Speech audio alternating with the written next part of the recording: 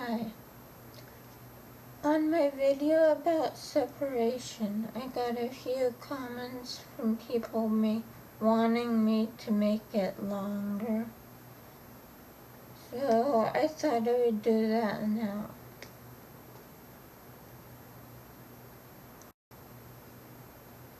It's all well and good to say you have this personal relationship with God or whatever.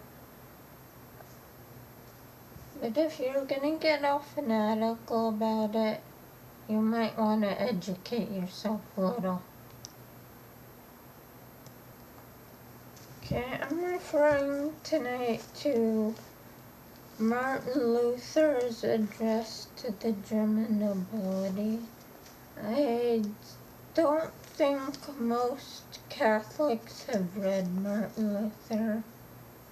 Most Christians, for that matter. The only reason I read it was for school. I wouldn't read this stuff myself if it wasn't required. Martin Luther argues for separation of church and state. Just so you know, it's been going on for a while now. Here he's pretty much complaining about the same things we're complaining about now,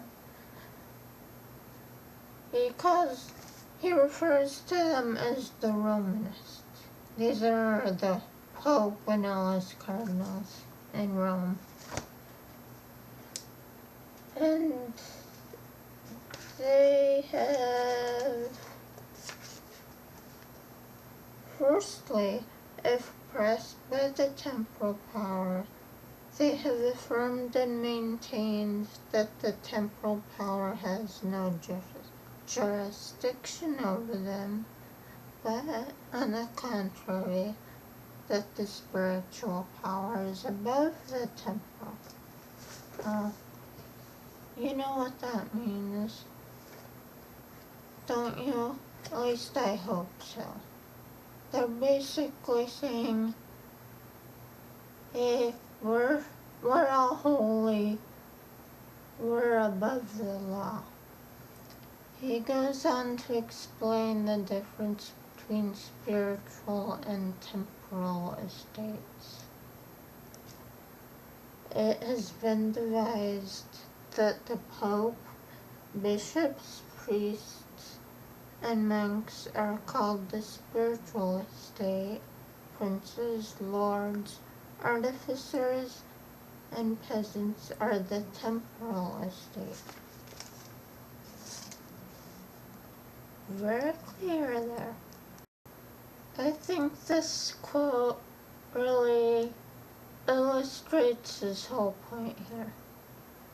It says, for as much as the temporal power has been ordained by God for the punishment of the bad and the protection of the good, therefore we must let it do its duty throughout the whole Christian body, without respect of persons, wherever it strikes, popes, bishops, priests, monks, nuns, or whoever it may be. I'm not going to read you any more quotes, but you see my point, don't you? This argument has been going on for hundreds of years. Hopefully it will be settled someday. Martin Luther was arguing about separation. Of course, he also argued for xenophobia and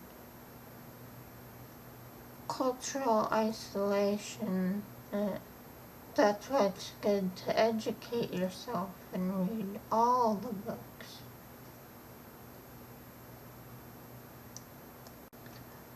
But, I mean, the Bible is full of things like rape, murder, selling your daughter into slavery. One of you Christians out there will have to confirm that for me. I don't care to read it myself. My point being, the Bible is the Bible. They still had city laws that they had to follow.